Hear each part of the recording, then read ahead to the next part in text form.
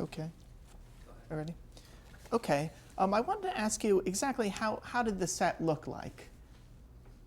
Did it have four walls? How exactly did it look like?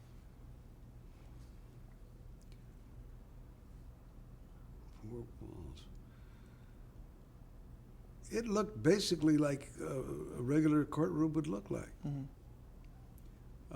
I can't think of any difference. And it was at a studio? Except the small claims, you wouldn't have a witness box because even in a regular courtroom, the parties would be out there and testify from there. They wouldn't necessarily come up because they're not going to be cross-examined by a lawyer. So you don't need a witness box as such. And in general, how did you treat people who appeared on the show? What was your basic attitude? My attitude was, first of all, a trial is an attempt to get at the truth of a particular situation. The parties have to be treated, though, with respect. You want them to treat you with respect, you have to treat them with respect. But you design a series of questions to get at the truth. Do you think that's the main function of the judge, is to get at the truth? Absolutely. And what would you do if you caught somebody in a lie, or if it was revealed that somehow they confessed? Then you're obviously going to decide the case for the other side. Mm-hmm. And you decide the case for the other side. You don't necessarily want to make a big thing of it. Mm-hmm. You're not going to cite someone for perjury. That's a very difficult thing to prove, number one. Calling him a liar doesn't help any either. But there are nice ways you could say that. You could say, frankly, from the testimony that I've heard, I don't believe you. But it's harsh to say you're a liar. Mm-hmm. You follow me? So you've got to treat people in a nice way. How did you keep yourself impartial? Sort of a related question. Well, when I was on the bench, I used to have a yellow pad, and I'd put on the pad at the beginning of the day, patience and restraint. Very important for a judge to have patience and to restrain oneself from, as we were talking, calling someone a liar or you're stupid. You don't talk to people that way. As I say, you want them to treat you with respect, so you have to reciprocate. There was something famous that you said about people who would sue for small amounts of money. They said they were doing it for the principle of the matter. Oh, always the principle. Always for the principle of the thing. But their only recourse, they don't get principle. They don't even get interest. Money's all a judge can give. Can you talk a little bit about your experiences with children on the show? Were they likely to maybe have some stage fright or anything like that? It depends on the age of the child. What you have to do, a child has to know, or every witness has to know the nature and quality of the oath. So when you take you're sworn and you take the oath to tell the truth, the whole truth, nothing but the truth, so help you God, you have to be old enough to understand what that means. And that's what I used to ask Rusty to ask him the children to ask those questions. Do you know what it is to tell the truth? Do you know what it is to tell a lie? What do you think is the legacy of the People's Court?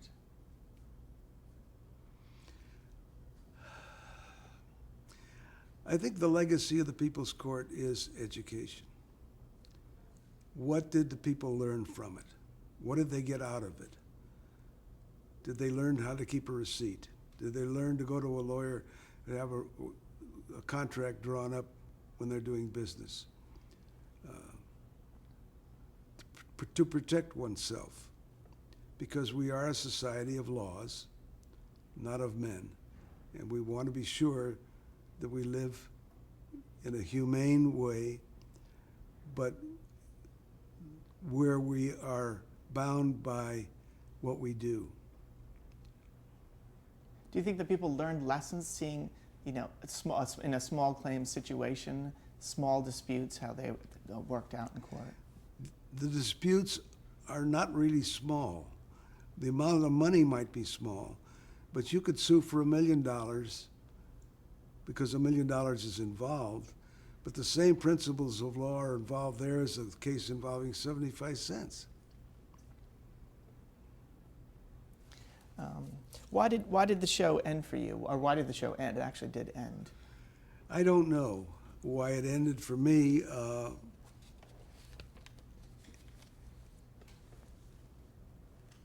I received knowledge of the fact that I was no longer going to be in the show. One of my brother-in-law, who lives in San Francisco, told me that it was in the Chronicle. I didn't hear from anyone of the producers, and it irritated me for no end for a long time. I think I'm over it now, but it bothered me.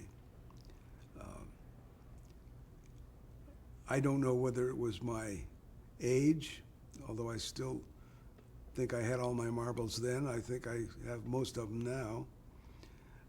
And they thought that people wanted something different. They got it with the judges who followed, except that the one who's doing it now, I'm not so sure. But they got it by the fact that they were rejected after 2 years. And I was on for 12. And then they did reruns of the show for 2 years with USA.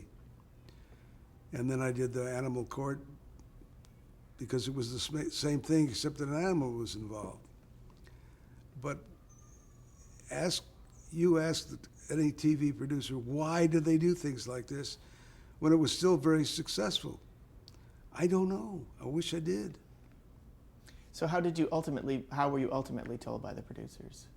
Never was. Never was. Wow. So it just that season ended and that season ended and that was the end of it. Huh. Yeah. Wow. Oh, I have a picture I have a framed thing that says the People's Court, and that was given to me as a gift. The sign and all the thing. But your question, why? They never told me why. I'd like to have known. And what was the reaction that it was going off, that your time had ended? Well, I was upset. I was angry, disappointed. Being a person who deals with reason and logic, it's difficult to understand why a producer. The only answer I finally got, I think, was we didn't want to hurt your feelings. Well, my feelings were hurt a lot more by learning from my brother-in-law that it was in the Chronicle in San Francisco. So I think they used poor judgment. And perhaps I'm being judgmental again, but to repeat myself, that's the way I think. Another thing in terms of the legacy of the show is it did play internationally. Yes. How far reaching was the show? They never told me that either. I don't know. I know they did it in Spanish in South America and in Mexico, and because I spoke with a real big, deep voice, I don't know. I did go to London once to do a show with, see what was his name, very, very, very different. You probably wouldn't even know it, but he's in London, and they were going to do a People's Court kind of show in London, not with me, but I was there to help promote it. Oh. Yeah. So you actually did see some of these foreign shows? No, I never saw any. Well, you mentioned. Well, yes, yeah. I did see the one in Spanish, the Spanish one, yes. Mm-hmm. And did you ever travel internationally and get recognized? Yes. Did they have the same reactions as they would have in the U.S.? I think the exact same reaction. But they weren't all necessarily European. They might have been coming from the U.S. I don't know. Mm-hmm. And were you consulted when the show got revamped and Ed Koch took over? No. Did he call you or anything like that? No. Mm-hmm. What did you think of the later judges, not just People's Court, but in general, the people who followed you afterward?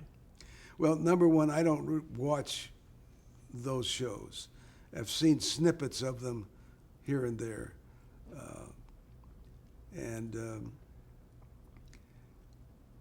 Each judge handles the case differently.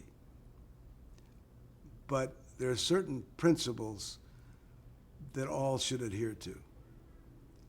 And the one I've already talked about mutual respect for litigants and the judge. The knowledge of the law, which is imperative, and to be sure that you convey the right image of a judge, because it's important that we not only have respect for the individuals, but respect for the law, because we live by the law. Do you think that the education continues there's a number of these shows on the air now? I don't know if it does or not, because I don't watch it, as I said. What is your opinion in general of cameras in courtrooms? If it's done right, I like it. I did the first case of cameras in the courtroom in the Superior Court. There was one camera only, and it was at the end of the jury box, focusing on me and on the witness, never on the jury. And it worked fine. Jury came in with a verdict, and the case was done well. Didn't bother anybody. Nobody looked around at the camera. But for years and years and years, as I recall, lawyers and judges refused to allow cameras in the courtroom. Don't you think it helped in the O.J. case for cameras to see what was going on and what they did, what many did wrong in that case, and learned by it, by not doing it? It wasn't the cameras at fault. It was the, quote, actors. I don't mean actors in the sense of that we're talking about. I'm talking about the participants as the actors of the case. Now, you said that you were in charge of the very first time in this. Was Yes. that in the state or in the country? Well, at least in California. Mm-hmm. I don't know about the country. Did that air anywhere? How did that? No, I don't think so. I don't remember it airing anywhere. It was an experiment. So it was recorded and filed or something like that? Don't know what they did with it. That's interesting. So shortly thereafter, you were back on the air on the Animal Court. Yes. Can you talk a little bit about how that actually came about, how you were approached? Well, the fellow named Merkin worked on the People's Court originally. And he was working for a producer named Andrew Salt, S-O-L-T. And Andrew wanted to do this Animal Court show. And he wanted me. And he said to Merkin, would you call Judge Wapner and ask him if he'd be interested? Merkin says he won't do it. He says, what do you got to lose? Ask him. So he asked me. I met with Salt. It seemed like a very nice gentleman, knew what he was doing. He hired two people that I knew who had worked on the People's Court and to be producers. It seemed reasonable to me, and so I decided to do it. So I did it for 2 years, and they did. All they wanted to do was use reruns. That was the end of it. So, and Rusty returned for that show? Oh yeah, I insisted on that. Oh yes. So you basically cast him on that? Oh, I basically said, look, I want Rusty to be doing it with me. Yeah. And what kind of, there must have been a large variety of animals who appeared. What were some of the unusual ones that you remember? Well, there was some snakes, which was very unusual. This guy came in the court when the snakes were wrapped around his neck and his shoulders. It scared the hell out of me, but we did horses, and we did dogs, obviously, and cats, and birds. I saw that picture where there's a cow in that the cast Yeah. you have on the wall there. Yeah, that's right. Yeah. Generally, was the idea that they would, at least for television purposes, the animals would actually be in court for most of the time or all of the time? All the time. And were there disruptions as a result of this? No, once in a while we had a dog that would bark too much or too loud. And I remember one case particular, I said, if that dog keeps barking, out it goes. And this was shown on a... When I have to finish that thing, I said, out it goes, and the dog stopped barking. That was the funny part of the whole thing. That's great. So this was airing on Animal Planet channel, Yes, is that right? yes. And what kind of, did you get letters and things from this show? Oh, sure. I still get people calling and talking to me about it, and I still get people asking for autographed pictures. It's amazing how many people still remember. When legal matters appear in the press, do you get calls for your opinions from I reporters? used to, I don't anymore. Can you remember some examples of that? No, I don't remember, frankly. Did you get a call when the OJ verdict went down or anything No. like that? You want to hear an OJ story? Okay. All right, I'll tell you an OJ story. My wife and I were vacationing in Venice, Italy, and we were told to go to the Cipriani Hotel for a drink. It's a beautiful place. So we're waiting at the dock to go over there. It's on an island, little island. And there are two young women dressed in white. I was sure they were from California. And one of them finally came up to me and said, "Aren't you Judge Wapner?" I said, "Yes." "May we take your picture?" "Yes." We now go over to the island. My wife and I order a drink, and we're sitting there sipping the drink, and in walks this gorgeous hunk of a man. And I said, "Mickey, that's O.J. Simpson." And I said, he walks over, and I walked up to him, and I said, "O.J., I want to tell you, you're a hero of mine." I said, "I went to SC, and I used to watch you play football all the time." And blah. He said, "No, Judge Wapner, you're my hero." He said, "My girlfriend and my son watch you every day after school." That was Nicole, who took my picture. Oh, gosh. Wow. You also did some other appearances during your fame on People's Court, including The Tonight Show, and I wonder if you would talk about that a little bit. Well, that was a wonderful experience. Johnny Carson had me on the show 3 times. The last time with David Letterman. I got a call from his producer, and she said, her name was Miss Johnson, I believe, and she said, "Got a dispute. David Letterman has a beat-up red truck, and he parked it in front of Johnny's house, and Johnny had it towed away. And he claims damage to his truck, and he's suing. He wants to sue Johnny. Will you do a skit?" I said, "No." But I said, if you'll play it straight, if you want me to play it straight, I'll be glad to do it. Well, Johnny, I'd been on there twice before. I guess he trusted me. For the first time, and I understand in his career, he allowed someone else to use his desk. And that was my bench. And they had my name on there. I start the case, and I said, Letterman versus Carson. And Letterman said, "May I start now, Judge?" And I said, "When I tell you, Mr. Letterman." and it broke them up. And from then on, it was one laugh after another, and I became one of his celebs that he had in the Best of Carson. And the next funny thing he does, he brings me this box, puts it on the desk. I open the box. There are 8 steaks in there. Obviously, it's supposed to be a bribe.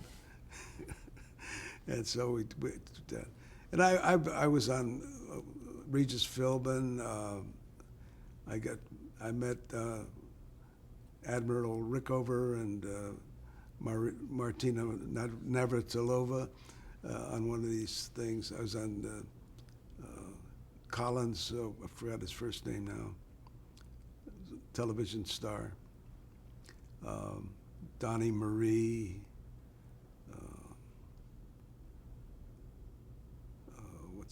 Larry King several times. Who did you side for in the Letterman Carson? For Letterman.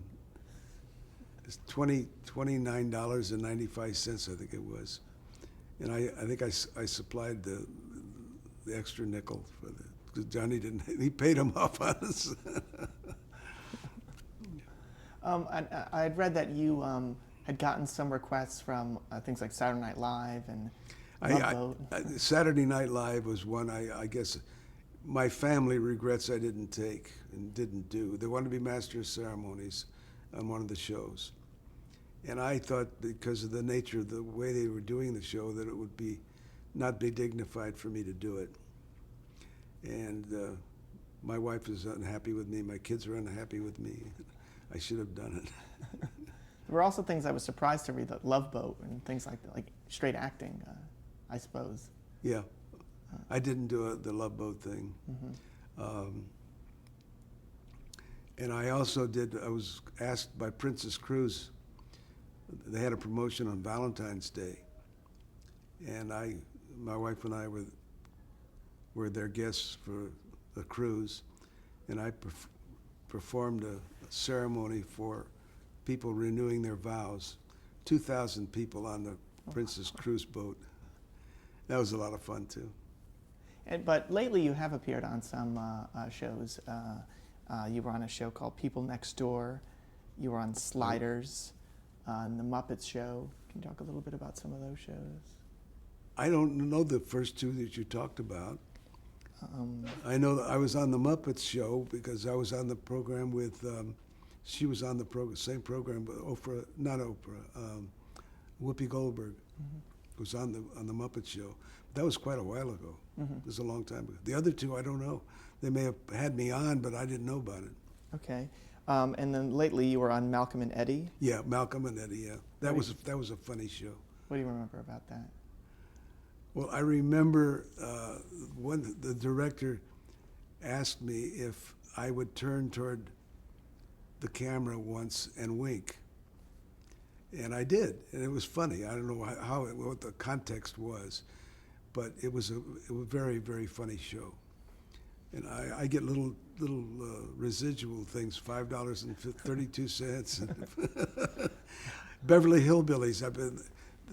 I must have been on that show 20 times. I just get these little checks for being on the program. $2 or $3 or whatever. For which show? For Beverly Hillbillies. And what did you do on that? I don't remember. It was such a small thing, but I know I was on because I keep getting these checks. And for the 3,000th show of People's Court, you returned with Rusty and Doug Llewellyn. Can you talk a little about that experience?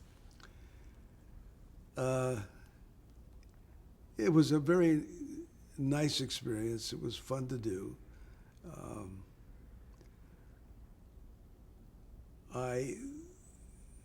One of the things that I remember the most was Harvey Levin trying to tell me what to do. No one had ever done it before, and Stu Billett finally had to say to him, "Didn't you hear Joe? He said not that. Tell him that anymore, and don't do it." He got a little bit too big for his britches. And I remember the case that I tried one case, and what's his name? Judy's husband, Scheinlin. Mm-hmm. He tried 2 cases, and I didn't know what he did. I didn't see him try those cases until later when they sent me the tape. And that was one where he knew in advance what he was going to do with one litigant. And he didn't ask the right questions, didn't know what the law was, and it just irritated the hell out of me to be on the same program with him. Mm. But that's about all I remember about it. We stayed at a great hotel, good food. Do you remember what your case involved, the one that you... I'm trying to think.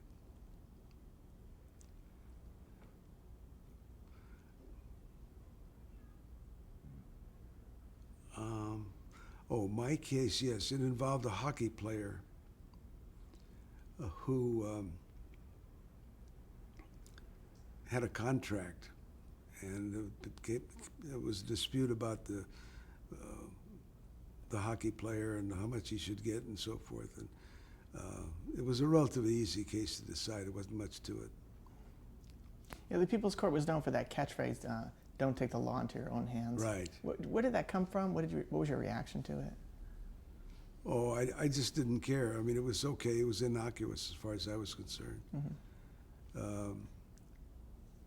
And I don't know who made it up. It could have come from the producers. I know it didn't come from Doug, so I think it probably came from the producers. And it didn't come from me. What in your career is your proudest achievement?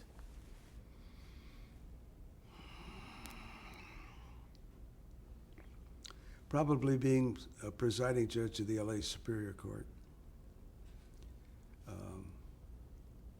At the time, we had 134 judges. I think they're now over 250 or more. It's grown tremendously. That was probably because that was a position, excuse me, that I received by my peers. They elected me. It's the largest court of original jurisdiction in the world, and to be able to be the head of it was a great achievement. And because of that, I was also president of the California Judges Association, and that was also, I think, a great achievement. That was all the judges in the state. Yeah. So you were fighting for, you were representing them? Well, yes, in a sense, yeah. Mm-hmm. During your lifetime, television was invented. So I have sort of a 2-part question, which is, what did you think of television when you first saw it, and did you ever think that you would ever be on it yourself? Or? Well, to answer the last question first, I never thought I'd ever be on it.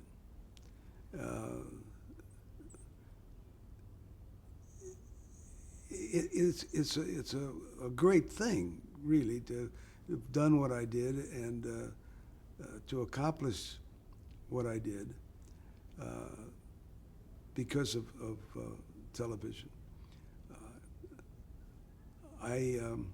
What was the first part of your question? When you first saw television or heard about it? Well, I thought it was a great thing. I think it was during the presidential election when Stevenson ran against Eisenhower. That's when I first became aware of television. We didn't have one. We couldn't afford one. Okay, we're at the end of our tape here, so we'll stop.